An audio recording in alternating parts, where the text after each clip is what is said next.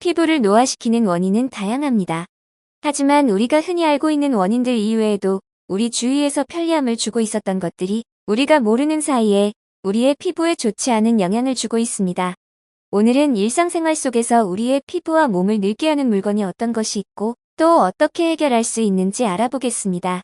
시작하기 전에 구독과 좋아요 눌러주시면 영상 제작에 큰 힘이 됩니다. 첫 번째는 주방 후드입니다. 우리의 피부를 늙게 만드는 범인 중 하나가 주방 후드인 것을 알고 계셨나요? 가스레인지나 인덕션 위에서 온갖 연기를 흡입하는 후드에는 기름때가 쌓이는데요. 이 기름때가 쌓인 주방 후드를 작동하면 연기 흡입 말고도 기름때가 오히려 공기 중으로 분출되어 실내 유해물질의 농도를 높인다고 합니다. 이는 피부 질환은 물론 음식으로 섭취할 경우 소화기관에 좋지 않은 영향을 줍니다. 한 실험기관 연구 결과에 따르면 후드에 찌든 기름때 1g에는 식중독을 유발하는 황색 포도상구균, 병원성 대장균 등 약 38억 마리의 세균이 번식하고 있는 것으로 나타났는데요. 이러한 균이 몸속으로 들어오면 설사나 복통, 구토, 피로, 탈수 등의 증상이 나타날 수 있으며 심하면 출혈성 대장염, 용혈성 요독 증후군 증상이 나타날 수 있어 결코 주방 후드를 가볍게 여겨서는 안 됩니다. 그렇다면 어떻게 이를 방지할 수 있을까요? 후드 청소 전용 세제를 이용하거나 혹은 베이킹소다를 따뜻한 물에 녹여 신문지에 적셔 붙여 찌든 때를 불린 후 청소해 주시면 됩니다. 이때 거친 수세미를 사용하면 후드 외관에 흠집, 손상이 생겨 추후 더 많은 기름때가 붙을 수 있으니 부드러운 소재의 도구를 사용하는 것이 좋습니다. 두 번째는 수도꼭지입니다. 혹시 수도꼭지를 빼서 확인해 보신 적 있으신가요? 영국 에스턴 대학교 미생물학 연구팀이 생활용품 위생 상태를 조사한 결과 TV 리모컨이나 화장실 변기보다 싱크대 수도꼭지에서 가장 많은 세균이 검출되었다고 합니다.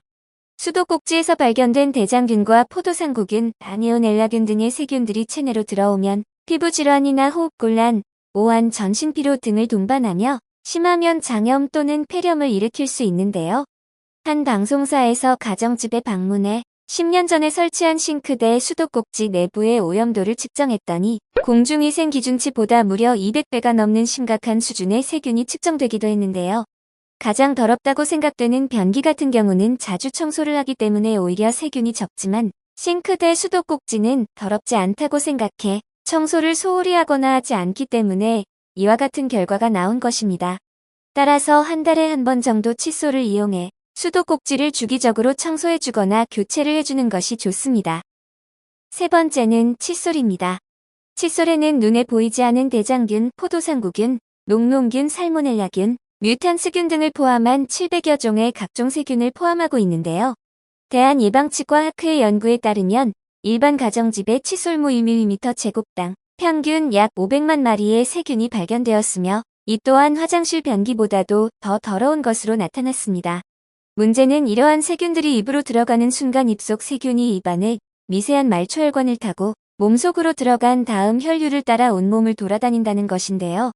미국 로체스터대가 발표한 연구에 따르면 입속 뮤탄스균은 혈액을 타고 심장에 옮겨가 심내막염 같은 심장병을 일으킨다고 합니다.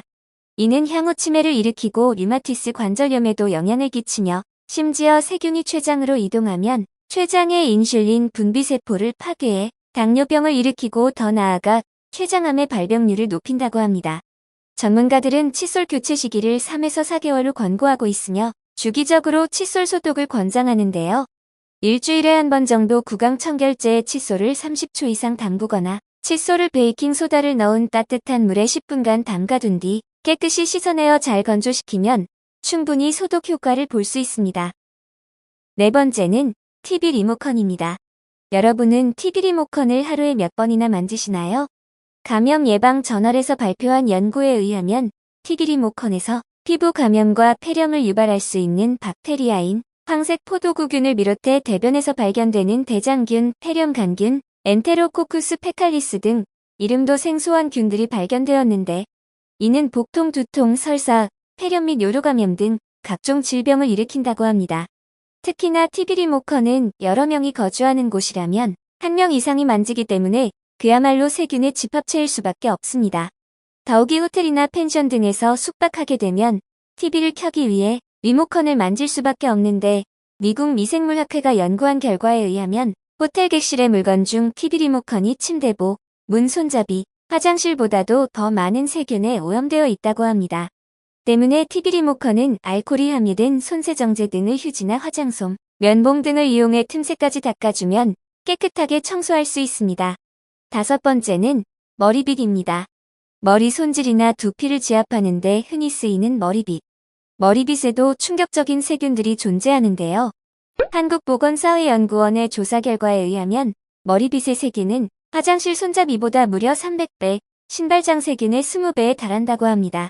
머리빗의 세균들은 머리를 빗을 때 두피로 옮겨가 가려움이나 비듬, 모낭염 등을 유발하며 더 나아가 자칫하면 탈모로까지 이어질 수 있기 때문에 절대 가볍게 볼 문제가 아닌데요. 머리빗에 세균이 많은 이유는 두피에서 떨어져 나온 각질이나 헤어왁스, 스프레이 등 헤어 제품의 잔여물이 머리를 빗을 때마다 빗 구석구석에 껴서 박테리아나 곰팡이 균 등 세균이 증식하기 좋은 환경이 만들어지기 때문입니다. 따라서 빗을 주기적으로 한 번씩 샴푸를 푼 물에 10분 이상 담근 뒤 칫솔 등을 이용해 세척하고 햇빛에 완전히 잘 말려서 쓰는 것이 좋습니다. 어떤가요?